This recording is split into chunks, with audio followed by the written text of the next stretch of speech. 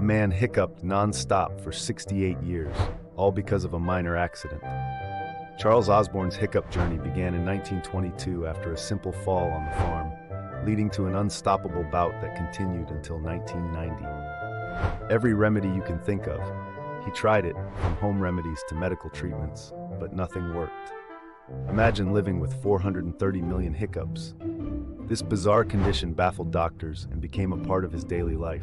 Yet he managed to marry twice and father 8 children.